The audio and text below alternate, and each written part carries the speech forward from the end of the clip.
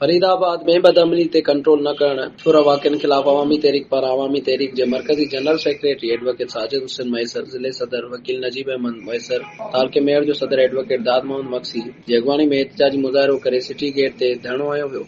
अवामी तहरीक जे मरकज़ी अॻवान साजिद अली मैसर चयो त फरीदाबाद थाणे जी हद में बदअमली वधी वई आहे। फुरूं ऐं धाड़ा रोज़ जो मामूल बणियल आहिनि। वापारी गुलज़ार जांडियो जी शहज़ोर गाॾी जे ड्राइवर खां रोक रक़म मोबाइल फोन पूरो करे विया आहिनि। साॻिए वक़्तु जागीर जी रहवासी अब्दुल कादिर गाइंचो 2025 मॉडल मोटरसाइकिल फुरो करे हथियारबंद फरार थी विया आहिनि। हिननि चयो त थाणनि ते पाथारियूं हली रहियूं आहिनि। पुलिस कख भञी बीणो नाहे कयो।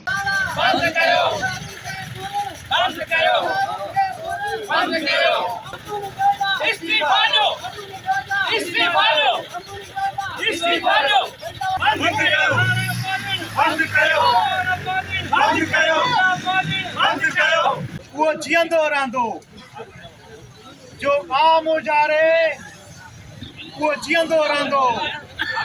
मूंखे तारीख़ ऐं तक़दीर ॾिनी पक्का जो सिंध सवारे वो जियंदो रहंदो। जो सिंध सवारे वो जियंदो रहंदो।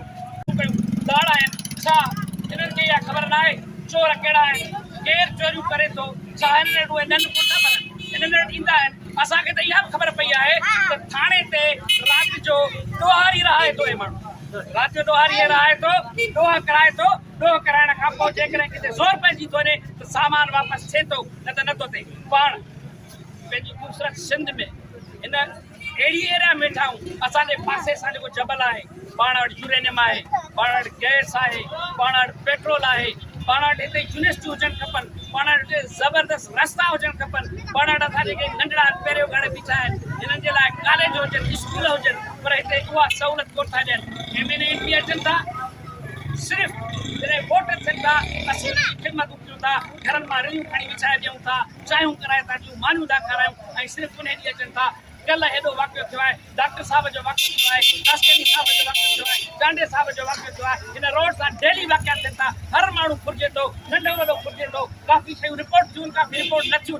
उन्हनि जे लाइ को बि MNA हींअर ताईं आयो आहे, जांच कई अथनि।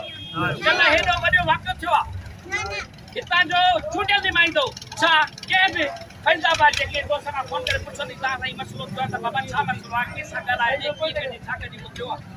चाही जेको वाक़ियो थियो आहे IIM में SHO पाण पोइ आयो आहे, कंहिंसां मिलियो आहे। ही सिर्फ़ु इहे रिकवरी जे पोयां हूंदो।